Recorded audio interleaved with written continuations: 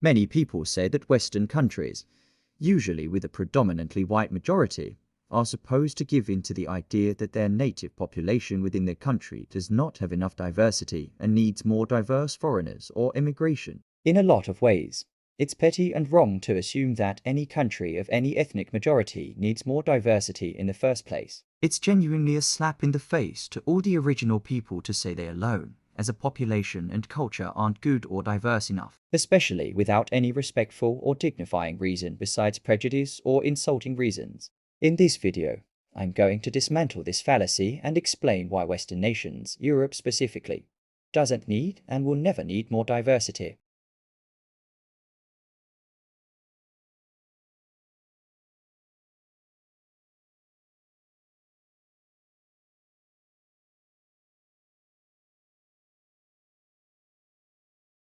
There are over 200 native languages spoken across 50 different countries and microstates across Europe. For example, there's the Germanic languages like English, Dutch, German, and Scandinavian. There's the Romance languages like Italian, Spanish, French, and Romanian. You have the Slavic languages like Russian, Czech, and Bulgarian, and even lesser spoken languages like Basque and Finnish Sami, plus far more that I haven't listed. And with all these languages comes unique cultures and ethnic groups. For example, there are the Anglo-Saxons, Danes, Estonians, Frisians, Hungarians, and Welsh. Italians were descendants of ancient Romans, and Greeks were descended from ancient Greece. All these people make up wonderful nations and gorgeous microstates which all contribute to the uniqueness and diversity of Europe's indigenous peoples.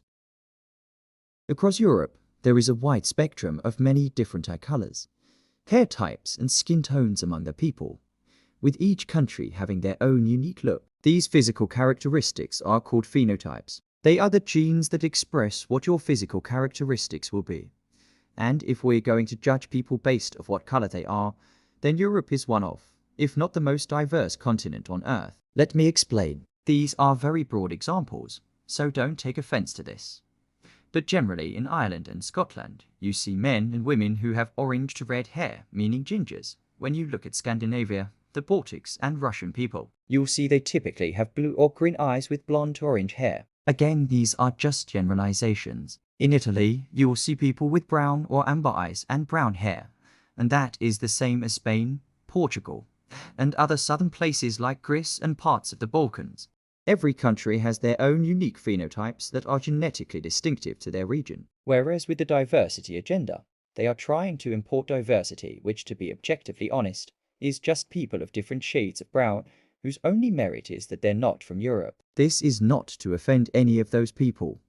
I'm only making a point using their same logic. Although other places outside of Europe also have blue, green, or amber eyes, there's not a significant population like there is in Europe or other Western nations. Not to mention Europe is the second smallest continent on Earth and is just a bit bigger than Australia, yet is smaller than Antarctica. If we allow ourselves to say it is okay to pump immigrants and more people into this relatively small continent, then it could very well dilute and overcome the native populations very easily. So let's imagine Europe as a beautiful and well-maintained garden. If you suddenly introduce an excessive number of new plants, many of which are potentially invasive or require different living conditions, several things will happen.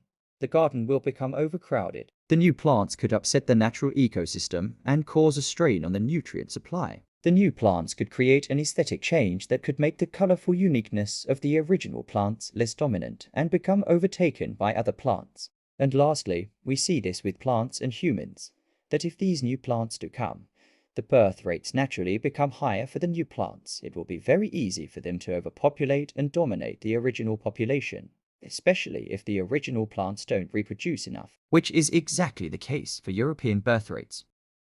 If we continue to import migrants to the point where they are 50% or more of the population, then what does that mean for tourism? And what does it mean for the historical congruence of that country if the people who once lived there are now a minority? If any place becomes overrun by people that are not distinctly similar to that country, then the immersion and experience that you would normally have when you decide to travel somewhere would more than likely be diluted. The same experiences you have when traveling will diminish because the people wouldn't be the same. If someone travels to Japan, for example, that person would go there and fully expect to see Japanese culture.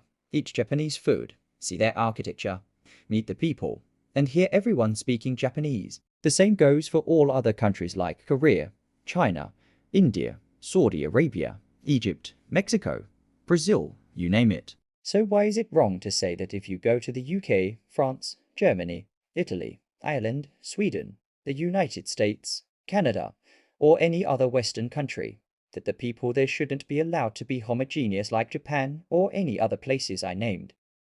Let's recap the main points. It's disrespectful to say anyone isn't diverse enough. Europe is full of diverse languages and ethnic groups. Europe is full of different cultures and phenotypes already. The European continent is relatively small, and it is hypocritical to assume one country needs diversity while another does not.